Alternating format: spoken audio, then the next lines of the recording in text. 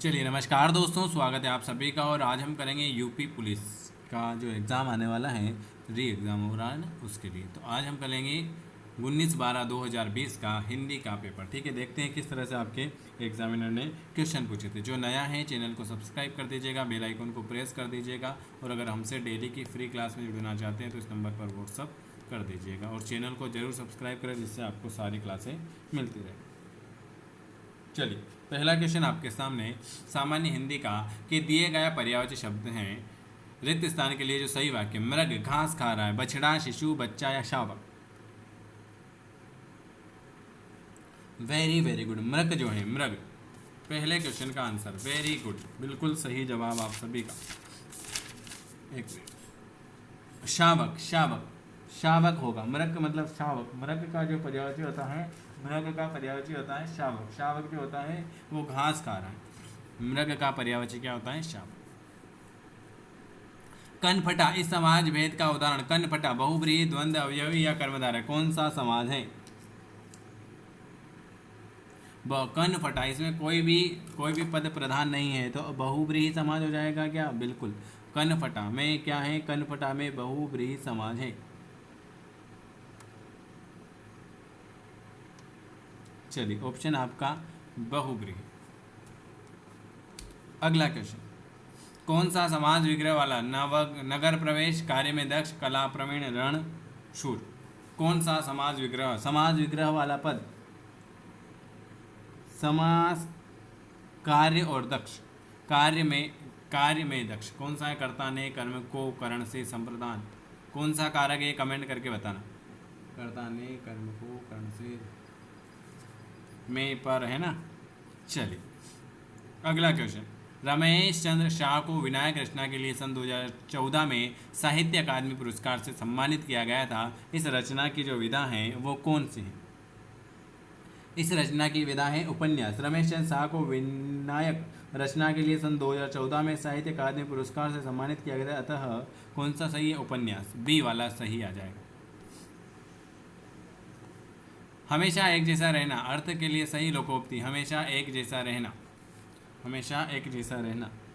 Very good. हमेशा एक जैसा रहना। सावन हरे न भादो सुखे, सावन हरे न भादो सुखे। हमेशा एक जैसा रहना। दो चट्टानों पर साहित्य अकादमी पुरस्कार पाने वाला कवि। दो चट्टानों पर साहित्यिक अकादमी पुरस्कार पाने वाला कवि कौन सा? हरिवंश राय बच्चन। कौन सा हो जाएगा? हरिवंश राय बच्चन। दो चट्टान, हरिवंश राय बच्चन। 7 से 11 तक आपका है ये। विज्ञान और दर्शन दोनों के रास्ते एक ही हैं। मंजिल की तलाश करते हैं। ये जरूर हैं कि विज्ञान में अंध आस्था की प्रवृत्तियों के लिए। अच्छा, ये बहुत बड़ा है। ठीक है, 7 से 11 तक हम बाद में देखेंगे इसको पूरा, क्योंकि 7, 8, 9, 10, 11। चलिए देख लेते हैं। कोई जगह नहीं होनी चाहिए। विज्ञान में सत्य के साक्षात्कार का कोई दावा नहीं चलता। मतलब यह है कि कोई भी सिद्धांत अपने आप में कभी निरपेक्ष, अकाव्य या परम सत्य नहीं होता है। वह स्वयंभू या स्वयं सिद्ध होने का दावा नहीं कर सकता है, लेकिन जब तक वह गलत साबित नहीं हो तब तक वह सच ही मान जाता है। इस प्रकार कोई भी वैज्ञानिक अवधारणा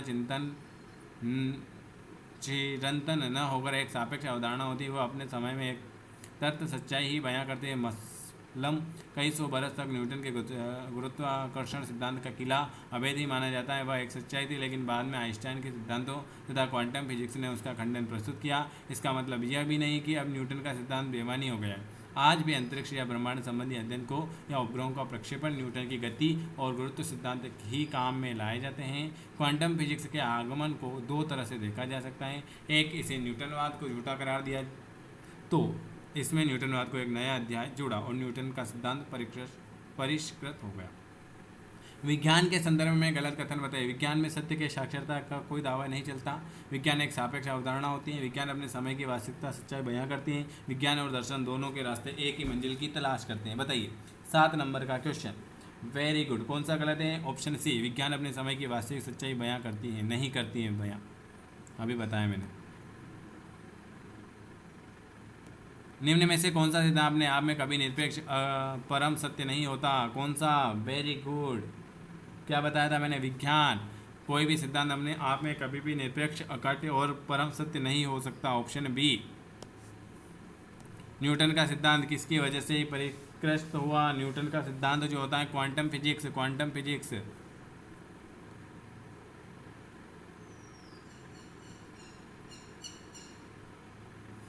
चलिए अगला, आज भी उपग्रहों के प्रक्षेपण में किसका प्रयोग होता है? किसका प्रयोग होता है भाई? बिल्कुल सही, गुरुत्वाकर्षण। गुरुत्वाकर्षण बल पड़ा है। चलिए, किसने न्यूटनवाद को झूठा करार दिया था? क्वांटम फिजिक्स ने। क्वांटम फिजिक्स ने न्यूटनवाद को झूठा करारा दिया। परिवर्तन परिवार में, परिवर्तन और परिवार में उपसर्ग हैं। जो शब्द किसी भी शब्द के पहले जुड़ता है उसे उपसर्ग और बाद में जुड़ता है उसे प्रत्यय कहते हैं। ठीक है, तो परिवर्तन में परिवर्तन और परिवार में कौन सा? परि आ जाएगा क्या? परि, बिल्कुल परि उपसर्ग है। अगला क्वेश्चन क्या लिखा है आपके सामने? वाक्य में आए रिक्त स्थानों के लिए विकल्पों में से सही शब्द चुनना है। यह कविता किसने लिखी थी? मैंने, उस, तुम या किसने? यह कविता किसने लिखी थी? Very good. यह कविता जो है यह कविता मैंने लिखी थी। किसने लिखी थी? यह कविता जो है ये आपकी मैंने लिखी थी। रामकुमार वर्मा ने प्राख्यान परंपरा का प्रवर्तक किसे माना है?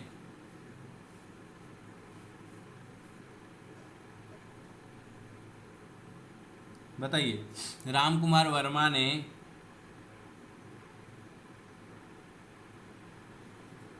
प्रेमाख्यान परंपरा का प्रवर्तक किसे माना है? बिल्कुल सही जवाब, उसे माना है मुल्ला दाऊद को। किसे माना है?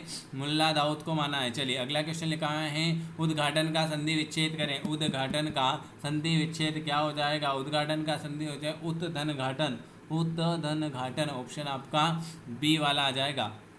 सामासिक पद, सामासिक पद कौन सा हो जाएगा? बिल्कुल वायु वेग। वायु वेग क्या हो जाएगा? यह आपका एक समास। वीर का पुत्र नहीं, राह का प्रद नहीं, सामासिक, समास विग्रह नहीं पूछा, सामासिक पद पूछा है। वायु वेग, अगर समाज विग्रह पूछते तो ये तीनों हो जाते, वीर का पुत्र, राह का खर्च, पद का भ्रष्ट। निम्नलिखित में से सही वाक्य की पहचान करना है आपको। सही वाक्य, मुझे बहुत आनंद आती है, मुझे बहुत आनंद आते हैं, मुझे बहुत आनंद आता है या मुझे बहुत आनंद आता है। 17 नंबर का, मुझे बहुत आनंद आता है। क्या आता है? मुझे बहुत आनंद आता है। चलिए अगला, माखनलाल चतुर्वेदी को किस रचना पर साहित्य अकादमी पुरस्कार मिला था? माखनलाल चतुर्वेदी को किस रचना पर साहित्यिक अकादमी पुरस्कार मिला था?